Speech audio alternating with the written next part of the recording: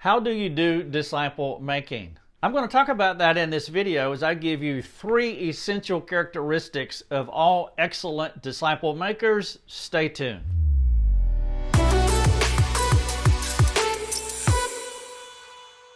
One-on-one directive discipleship is not simple or easy. Now that may explain why some folks do not participate in this type of interactive Christianity.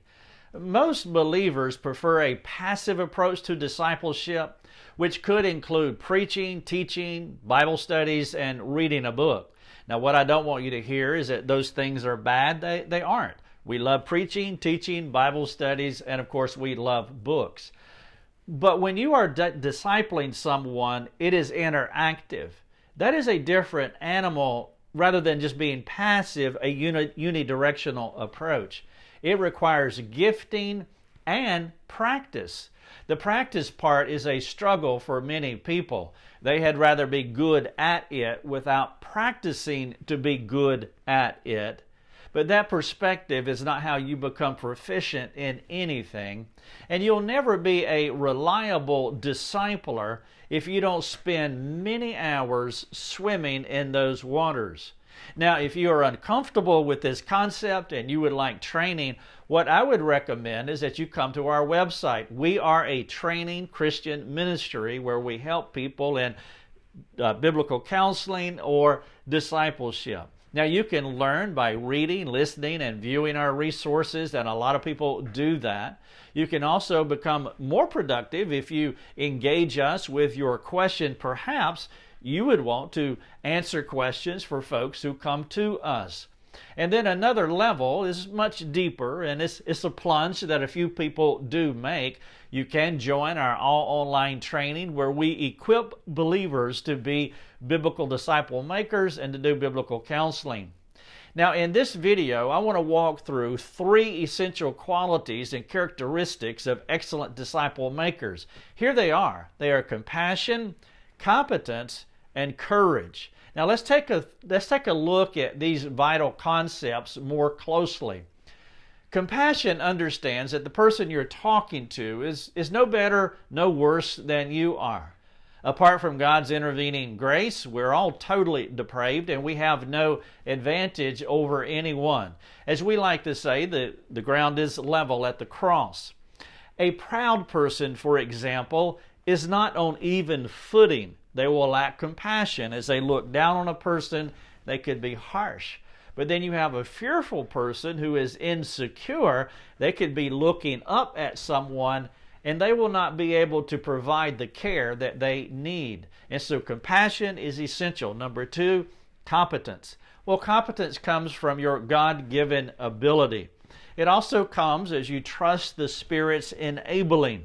It also comes through prayer as you ask God to help you. And then 4, it comes through getting your repetitions in. What I mean by that is through constant practice. Yeah, you can sit in and observe a seasoned discipler, but like playing the piano, you won't learn by watching the way that you need to. You must be actively participating in the thing that you want to learn. And so you need compassion, you need competence, and then the 3rd characteristic for this video is courage. The grace-empowered favor that the Lord gives you to speak the truth in love. There are times when you have to say firm and challenging things. You don't have to do this all the time, but when it's appropriate, you must be Christ-like in this matter, which means from time to time, you'll have to do the hard thing. Now, as the saying goes, 2 out of 3 actually is bad. As you probably know, 2 out of 3 of these qualities can send you to some wrong places in discipleship, and it could hurt those people within your care. Let me give you some illustrations of that. Compassion without courage turns into mercy run amok, unbiblical mercy. It feels kind initially, but without substantial soul care, it's not really. We do weep with those who weep, but we also must lead them to a better place, and that takes firmness. And so compassion without courage is not the best quality care that you can give. But then competence, one of the three, without compassion, as I mentioned earlier, it can turn to harshness. Now, we have too many illustrations of where this has happened. Perhaps you're one of those who has been on the receiving end of mean-spirited soul care. Well, you need competence, but you have to have compassion. And then the third one was courage. Courage without competence, or courage without compassion. Courage without competence is ignorance. Courage without compassion is the harsh, uncaring soul care practices.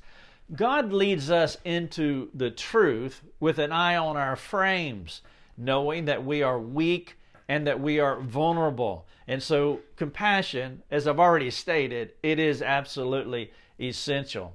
Now, you can put any two of these characteristics together, and you can see from the three illustrations that I've given you how it could go badly.